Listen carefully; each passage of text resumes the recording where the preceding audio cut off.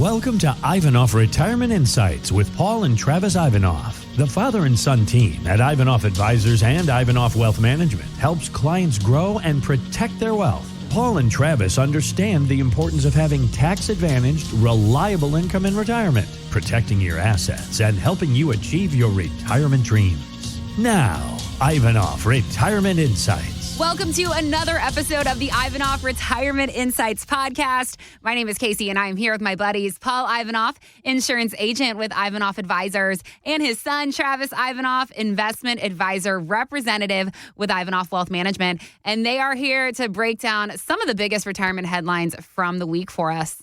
So, guys, I wanted to talk to you about this. How often are you meeting with your clients to keep up with these changes that we're seeing? Well, it depends on the client. Some of them want to get with us every 3 months, others every 6, and others it's once a year is good enough. But we leave it up to them. They get weekly newsletters from us emailed. We have hard copy ones that go out every few months.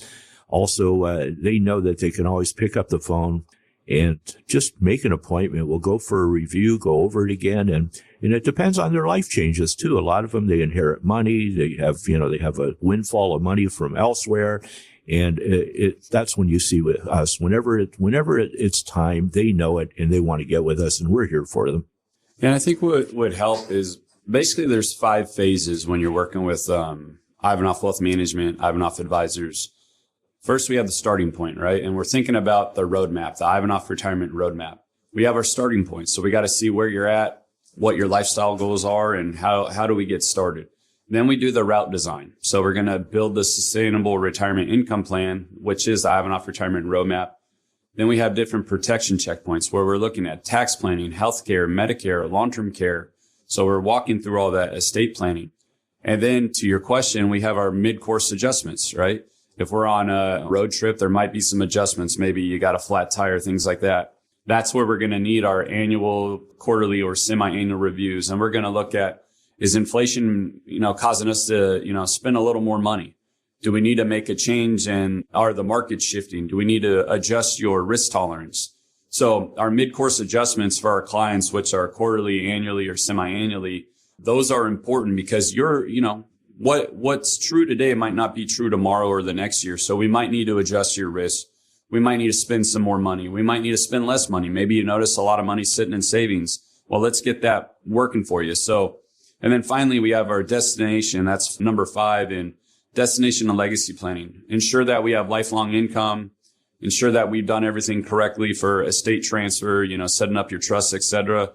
And then let's look at charitable giving and family security. So really, there's 5 phases. We got the starting point, the route design, our protection checkpoints, our mid-course adjustments, and then our destination. And that's what every roadmap has, right? Every map you build out is going to need to be adjusted. And that's what we're doing internally with our clients constantly.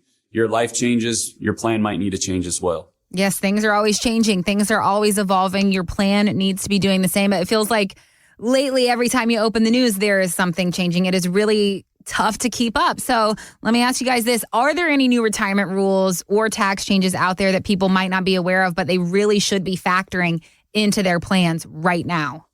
With the big, beautiful bill, there's still some gray areas in that, but clients are actually able to, they weren't able to get rid of Social Security tax altogether. But if you're a married couple, they were able to adjust your, by $12,000, the amount of money you can earn. So historically, it was $32,000 you could earn.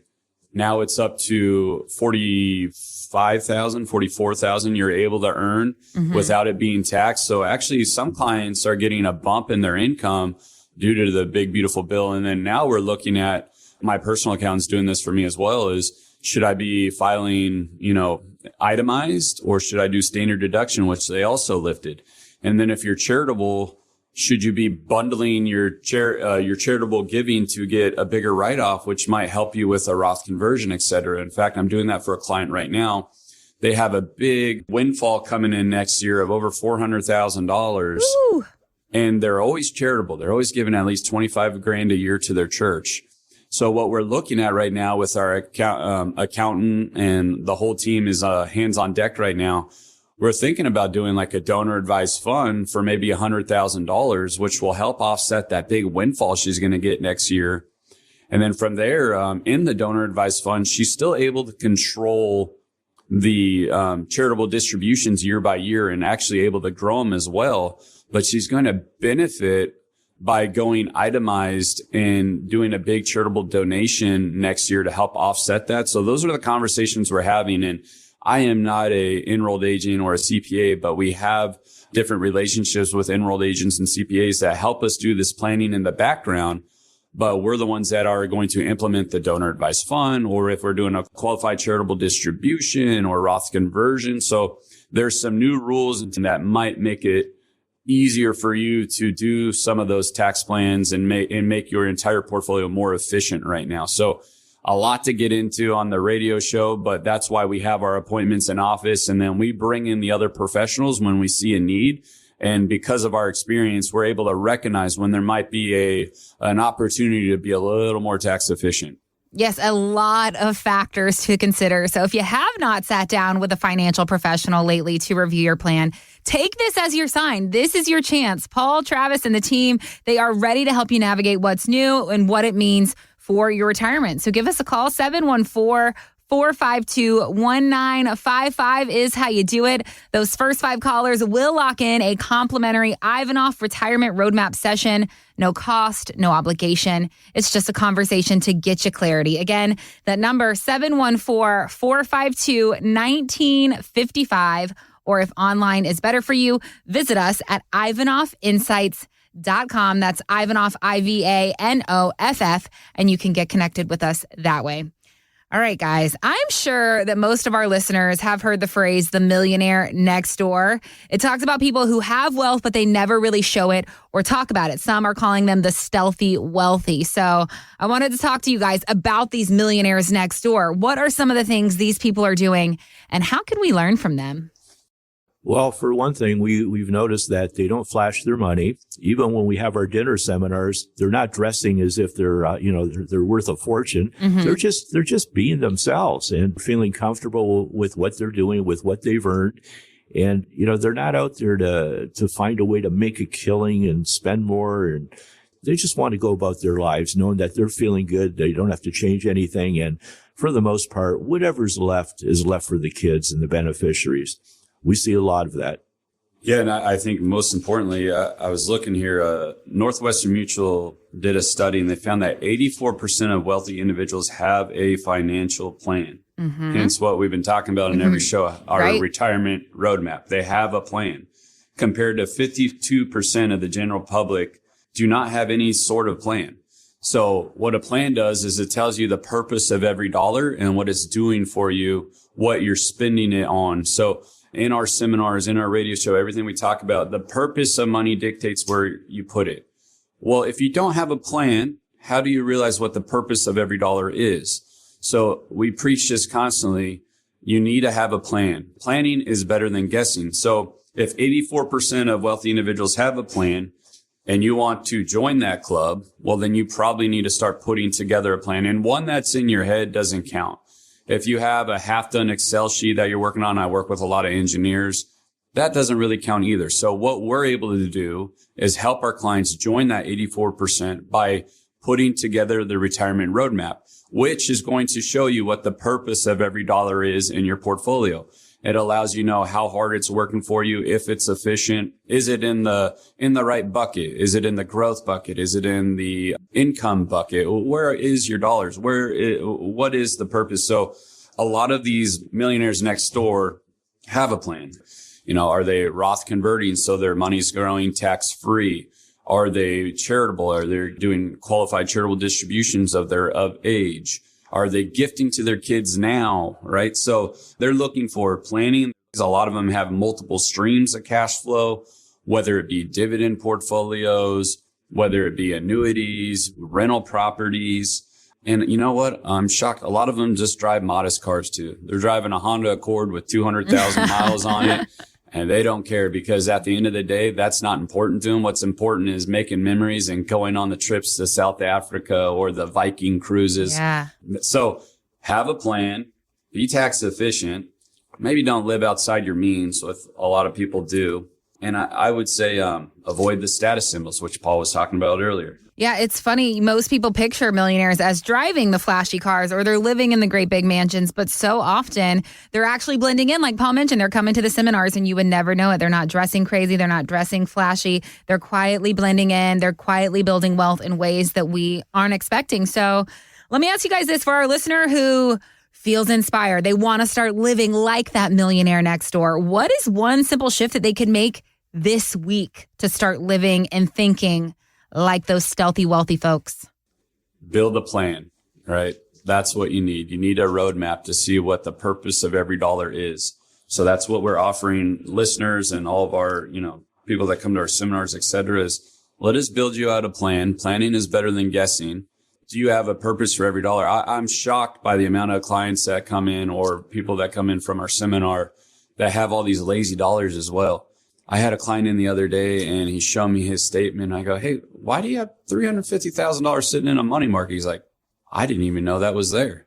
He didn't have a plan. He didn't have a purpose for the dollars. So we uncovered $350,000 that's dragging down his performance in his portfolio. And he never looked in detail on his statements. He has an advisor that didn't really have that conversation. That's where the check-ins come in, right? The quarterly check-ins. Hey, I noticed that you had $350,000 earmarked for that construction you never did. Should we put those dollars to work? Is there a better purpose? Is there a better use for these dollars? So if you want to be like the other millionaires next door, which a lot of our clients are, have a purpose for every dollar, have it planned, and make sure that you're enjoying that money right now. I think you'll have a better retirement.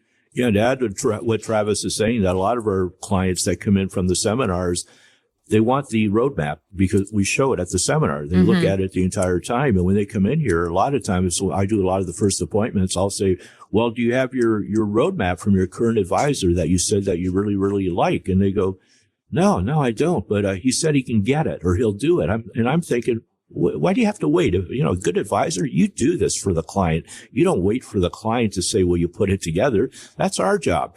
So we put it together, and then, of course, I say, well, they look at our roadmap on the wall, and I go, would you like one of these? And they go, of course I would. But they don't have it from their current advisor, and I know we bring things to a different level here. Absolutely. If that idea of quietly building wealth resonates with you, it's like Travis said, it's time to take action today.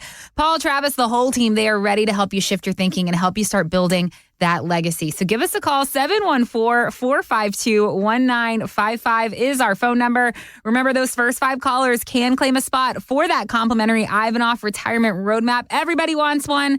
This is a complimentary consultation. There's no obligation, but we can figure out where you are at, where you stand, and what your next best step is. We've got Ashley and Amber standing by at the office right now, ready to get you on the calendar. So don't wait. 714-452-1955. That's 714-452-1955. Or if online's better for you, you can always find us at ivanoffinsights.com. All right, guys, a $2 million nest egg, that sounds like that would be enough for retirement. But what if we are talking about couples? If a couple came to you with that amount of savings, guys, what factors are you considering first? So factors we consider is, when are you going to retire? Are you going to retire at 60 with $2 million?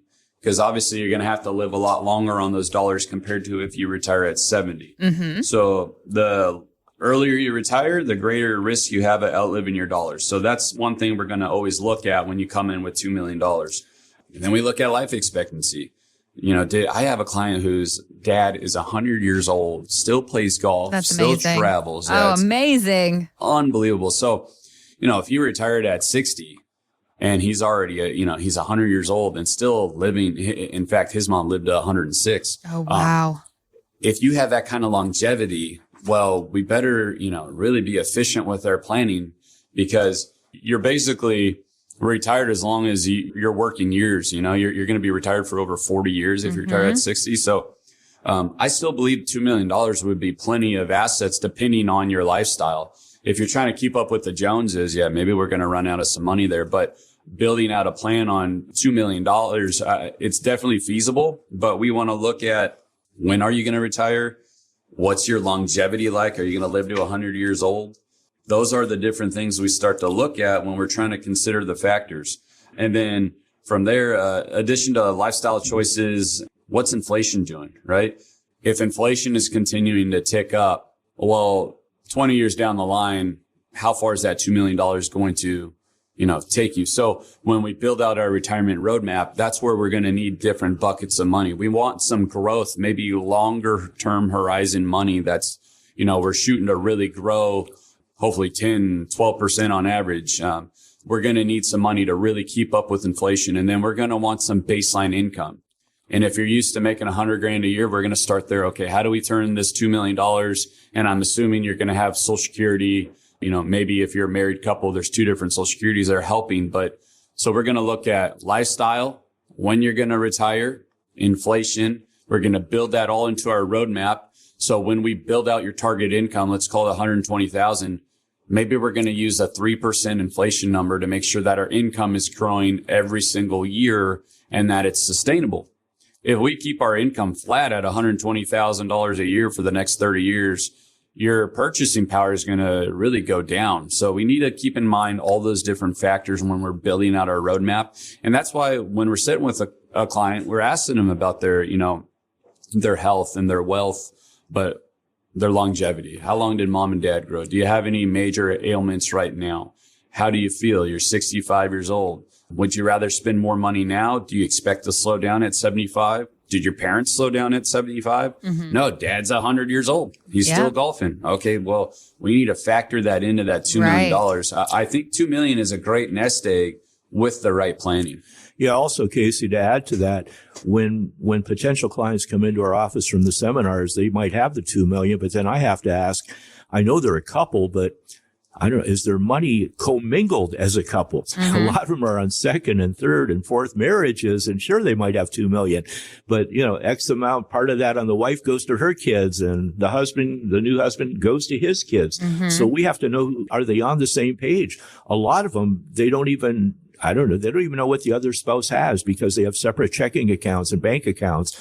In my case, my wife and I are married 34 years. I've never thought that way. I figure, if you're married, you're married. You're not differentiating everything. And I have friends that do that, and I guess it works for them. But we have to find out if that money is really commingled to be put to work. Yeah. One thing that we hear all the time is that no 2 retirements look exactly alike. And while we're on the subject of couples, I think that can be especially true for couples. Sometimes they might not be on the same page about retirement. One may want to travel. They may want to do all the things. The other could want to stay home, live a quieter life. So I'm curious, it's important to talk about the money factor, guys, but how do you help couples also find that balance and navigate the emotional side of retirement that we talk about when maybe their vision for their next chapter is different from their spouse's? Is that something that you guys address in your office? Well, we find out a lot of times they're not on the same page. Husband and wife are sitting across from us here, and I'll say, when would you like to retire? And he'll say, in about 3 years. And she gives him a funny look like, what? I don't want you to retire then. Yeah. And vice versa. So they really, it's amazing how they haven't had that discussion prior to meeting with us. And it's like it's coming up for the first time here. And then, of course, we have to hear how, they're going to have to think about it and they'll, figure it out. And then that's where we start the beginnings of our roadmap once they get on the same page as to possibly when they each might want to retire. Yeah. And I would also add, I ask the clients or the couples individually, what does your dream retirement look like? Like when you lay your head down at night and you think about retirement, what is a successful retirement to you? And maybe the wife is, hey, I have kids that live in 3 different states. I want to be able to travel and see them without having to worry about running out of money, without having to worry about, am I spending too much? Where my other client, I'm using an example right now from a real life situation that I just ran into. The other client wants his backyard to be his oasis. He doesn't want to jet set. He doesn't want to go to Europe. He's already traveled a lot. He's a pilot. He doesn't need to do all those things. So we got one side of the coin here where the wife wants to hop on the plane, go see all the grandkids. And then the husband wants the grandkids to come to him, and he wants to put a lot of money into the backyard to build their own oasis so they don't have to travel far. Okay, well, that backyard we're talking about might be $150,000. Do we have that money built into the retirement plan? And then the wife is saying, hey, I want to spend, $20,000 a year on just traveling and seeing the grandkids and doing all those different Disneyland, Disney World, all those things. So they both sat there and talked about what their dream retirement was and couldn't be more different. One's a homebody, wants an Oasis. The other one wants a jet set and see the kids and whatnot. So I think it's important. And oftentimes it's the first time where, I'm sure they talked about it at night before they go to bed, but maybe they haven't really heard each other or listened. My wife's accused me of doing that myself, where she thinks I'm listening, but I'm actually thinking about the radio show or something. So selective hearing. Yeah, I know. I'm sorry to her if she's listening.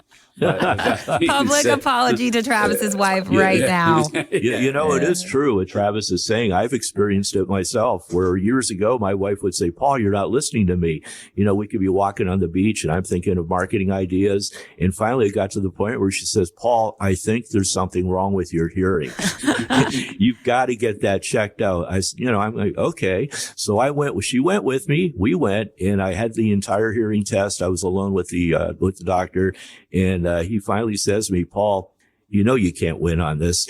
Your hearing is fine. And once you tell your wife that, she's going to say, oh, he's ignoring me. So you couldn't win. Paul, why am I not surprised by that story? That selective hearing. Now, listen, I think, having that trusted advisor next to you to help you navigate both the financial and emotional side of retirement is so invaluable. So if you are listening and you and your partner are thinking about your next chapter, don't wait until you're in front of your financial advisor to get on the same page. Take that action now. Let Paul, Travis, and their team be that guide to work alongside you that you are looking for. So just a quick reminder, those first 5 callers today can claim a spot for that complimentary Ivanoff Retirement Roadmap.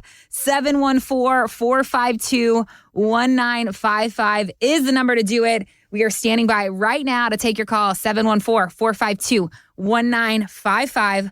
One more time, 714-452-1955. Or, of course, we're online at ivanoffinsights.com.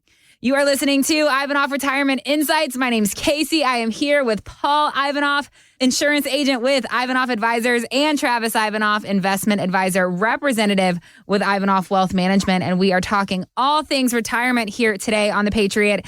And guys, I want to talk about this statistic I read this week. It is estimated that baby boomers will pass on at least $84 trillion to younger generations by the year 2045.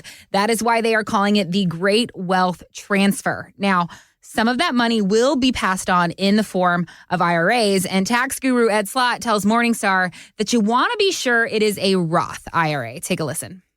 Those are the best assets to inherit because under this 10-year rule for beneficiaries, most beneficiaries, non-spouses, have to empty the inherited account now after the Secure Act by the end of the 10th year after death. Same thing with an inherited Roth, but they can keep that inherited Roth growing for the full 10 years. They never have to touch it and take it out, all that accumulated growth and compounding, absolutely income tax free. So guys, what are you seeing when it comes to inherited IRAs? Are clients seeing the value of setting up that tax-free future for their families? I think most clients aren't aware of it. And that's a big talking point at our seminars, on our podcast.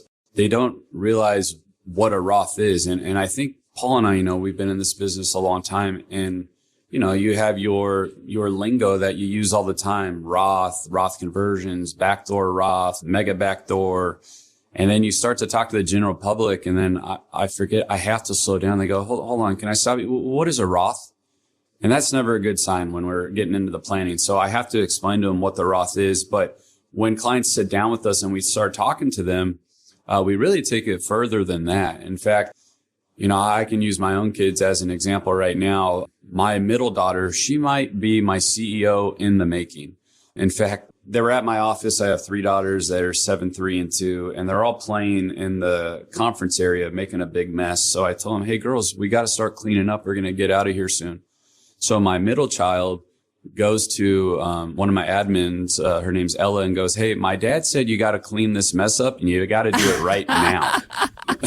She was delegating. She was. So the reason I bring that up is my older daughter, she's very artistic. So, and a lot of families have that, right? And it's too soon to tell in my family. But for example, if one of your kids is, a little CEO in the making, or already is a CEO and makes quite a bit of money and does very well, And then your other kid's kind of the artist that's chased the dreams and maybe not making as much money.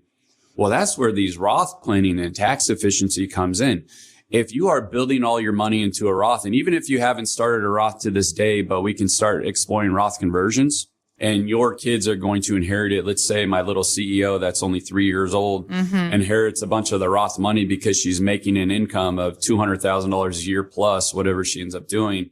And my artist is making like 40 grand a year. Well, I'd rather leave that money that I Roth converted tax free to my daughter that's a higher earner versus my other daughter, because I can leave her maybe qualify, maybe IRA money, maybe that 401k money that I never got to convert. Well, it's not going to hurt her as much on her taxes as it will my child that's already making, a couple $100,000 a year. So Roth conversions are very strong, or Roth money is very strong for those that are going to leave it to their children. And then not to mention what Ed Slott said, if I'm using Roth conversion, if I have this big Roth bucket, I probably want to grow that more aggressively because it's growing tax-free versus my tax-deferred money. Maybe that's the money I'm spending down because I'm going to have to do it anyways. Maybe that's the money that's a little more conservative. So I'd rather put the big gains or the possibility for big gains in the Roth money so I can pass that to my kids tax-free.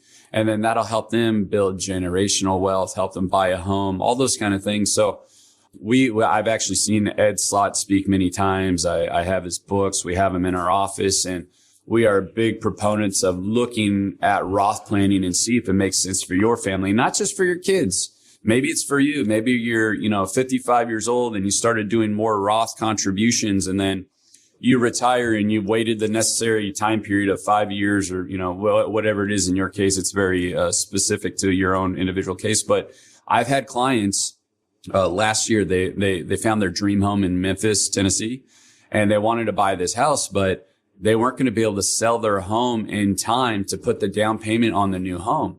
Well, we had been doing Roth conversions and adding to the Roth for years now. So I said, hey guys, you got $500,000 sitting in this Roth. We could pull that out completely tax-free without the worry of having to sell your home and put the big down payment on. So you don't have the pressure of maybe selling at a price you don't want to, or maybe you need to fix up the home a little bit. So they're able to take that $500,000 from the Roth, not pay any taxes, put the down payment on their home, and then they didn't have to worry about taxes. It's because we had been doing Roth planning for so long. So it's not just for your kids. Maybe it's for that vacation home. Maybe it's for that dream home in another state. We have a lot of clients leaving the state of California, right? So it helps your children. It also helps you. If you haven't looked at it, if you don't quite understand it, that's what we do in our office. And when we're doing Roth conversions, we have to be mindful. That's where we bring our accountant in. Hey, we have to look at IRMA. What's it going to do your Medicare costs? Are we going to live a long enough life? Do we have the longevity to offset the taxes we're going to pay to let the Roth continue to build up? So there's a lot of other details that go into it, but it is a great idea to at least explore Roth conversions for you, your kids, your dream house, whatever it is. Yeah. Also, Casey, we talk about this at our seminars. Every seminar pretty much. And basically it's pretty simple. Do you want to pay taxes for life? Do you want tax free for life? And pretty well everyone agrees. I want tax free. Do you want to pay taxes on the seed or the harvest? I want to pay taxes on the seed. Yet when they come to visit with us, we don't see that quite often. Most people don't have Roths. And that's what we definitely bring that up with every client. You do not want to miss out on the chance to meet with Paul and Travis and get ingrained in this fantastic community that they have created. They care about your success. They're excited to help, but spots are limited. So go ahead, give us a call, 714-452-1955. We'll help you find a convenient time on the calendar. Remember, there's no obligation attached to this either. This is a complimentary consultation, but you have got to make the first move. That number one more time is 714-452-1955, and we are standing by at the office now to take your call. Or if online is better for you, you can always find us at ivanoffinsights.com. That's going to do it for us on this episode of the Ivanoff Retirement Insights podcast. We'll be back next week with more great insight from Paul and Travis Ivanoff of Ivanoff Advisors and Ivanoff Wealth Management. We'll see you soon. Investment advisory services offered through Ivanoff Wealth Management, a registered investment advisor firm. Registration is not an endorsement by security regulators. By contacting us, you may be provided with information about insurance products, including annuities offered through Travis Ivanoff, California CRD number 325275. The firms are separate entities. Annuity guarantees rely on the financial strength and claims paying ability of the issuing insurance company and are not offered by Ivanoff Wealth Management Incorporated. Read your contract for restrictions, limitations, or penalties. Ivanoff Wealth Management is not licensed in all 50 states. To find out if Ivanoff Wealth Management is licensed in your state, please call 714-553-1490. Ivanoff Advisors is not affiliated with Ivanoff Wealth Management Incorporated. Advisory services are offered by Travis Ivanoff through Ivanoff Wealth Management. Insurance services are offered by Paul Ivanoff through Ivanoff Advisors. The aforementioned are unaffiliated companies. All content is for information purposes only. It is not intended to provide any tax or legal advice or provide the basis for any financial decisions, nor is it intended to be a projection of current or future performance or indication or future results.